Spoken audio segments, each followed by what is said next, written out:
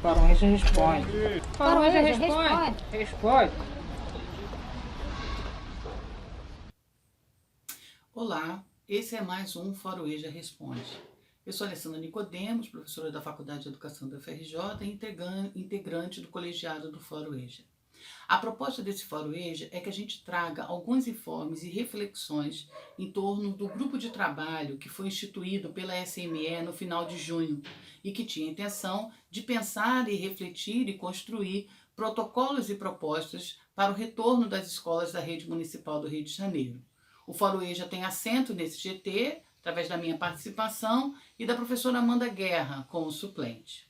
A primeira questão que a gente considera importante de ser refletida aqui nesse espaço é em torno do caráter e do limite que esse GT se constitui. Conforme o informe dado pela professora Thalma nas duas últimas reuniões do GT, a questão da data precisa do retorno, seja o retorno das equipes de gestores, seja o retorno de segmentos de estudantes, ele não é uma prerrogativa do GT. O GT não tem essa prerrogativa. Segundo a secretária, a decisão da data a ser desse retorno é uma prerrogativa do Conselho Científico da cidade do Rio de Janeiro, do próprio prefeito Marcelo Crivella e da SME como executora disso. A gente acha muito importante destacar isso, porque muitas entidades, além do Fórum EJA, dentro do GT, têm um entendimento que não é o momento do retorno das escolas. Então a gente aponta nem o retorno das equipes gestoras, né, que está sendo indicado para o dia 3, e retornos ainda que estejam a curto prazo. E por que a gente tem chegado a essa reflexão? Nessa segunda-feira dessa semana, dia 20, a Fiocruz lançou um documento específico refletindo sobre o retorno das escolas no Brasil de forma geral, mas de forma muito específica no Rio de Janeiro. Esse é um longo documento, eu indico a leitura muito atenta do documento, são 35 páginas, a gente está disponibilizando esse documento da Fiocruz nas nossas redes sociais. E por esse documento, há a indicação na finalização do documento de que o retorno das escolas do Rio de Janeiro poderia implicar num aumento da curva, tanto de contágio como de óbitos, aqui na nossa cidade. E por que ele vai indicar isso? E a gente vê isso no estudo que eles fazem ao longo do documento. Porque a gente não está tendo um descenso da nossa taxa de contágio e de óbito. O que nós estamos tendo é uma estabilização. E essa estabilização é num fenômeno que é comumente chamado como fenômeno platô.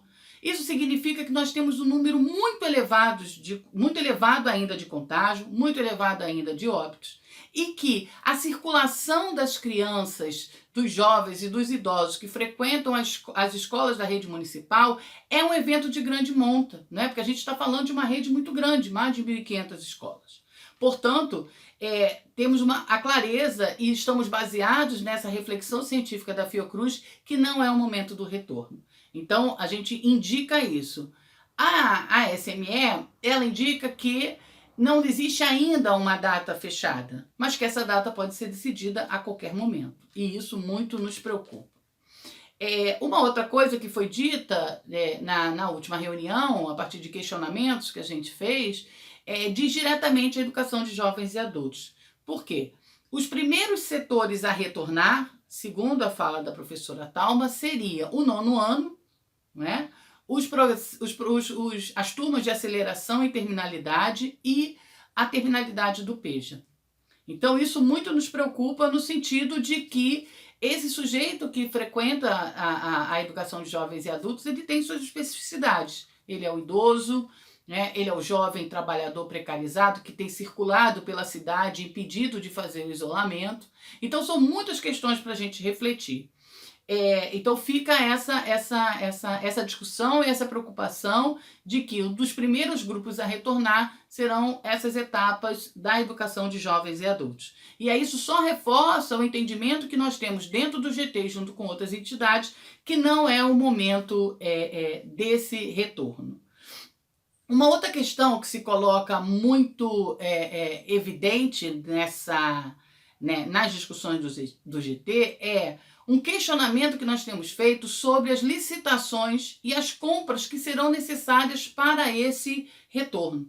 não é? Algumas licitações já foram estabelecidas e elas foram apresentadas, mas todas não foram, por exemplo, dos IPIs. Não é? Quer dizer, o material de proteção individual para todos os trabalhadores, isso está claro no documento da Fiocruz.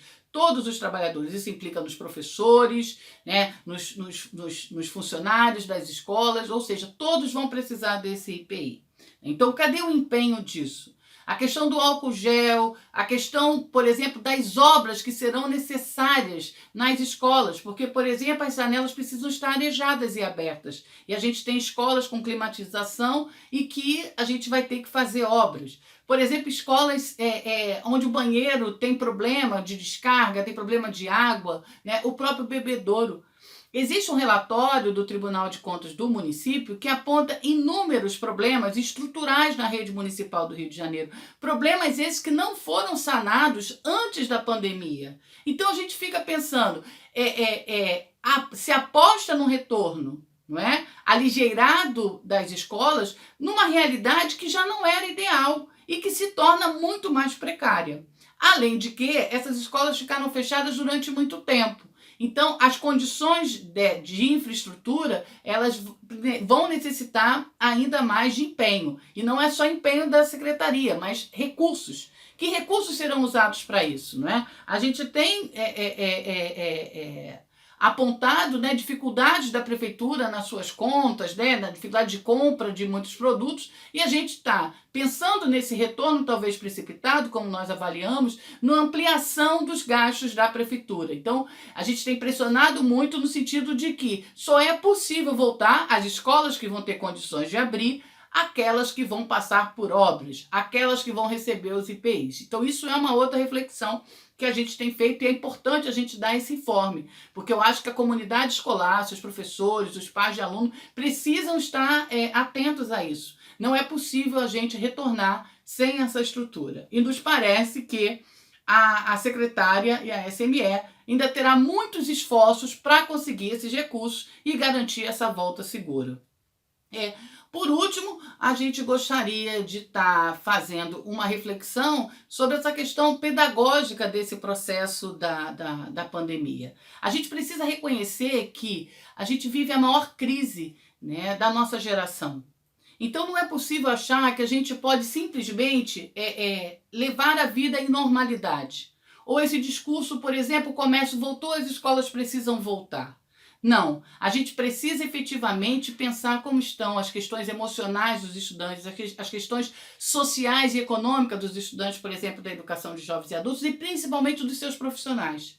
Eu fico muito preocupada porque eu percebo pouca discussão sobre a questão dos professores. E isso é central, porque a escola não é feita só de alunos, a escola é feita também por professores. Né? E a gente tem um número altíssimo, né, de professores que já indicaram comorbidade, né? Quase 17 mil da rede municipal. Portanto, como é que essas turmas vão ser organizadas? Então, são muitos desafios colocados. A gente continua atuando nesse GT, trazendo essas reflexões, entendendo que é um momento difícil para a Secretaria Municipal de Educação, é um momento difícil para a Prefeitura, é um momento difícil para toda a sociedade, mas que é um momento também de muita responsabilidade nas nossas decisões. Não serão conteúdos escolares, não será essa radicalidade da necessidade de retomar os conteúdos escolares colocados como uma questão central na nossa avaliação.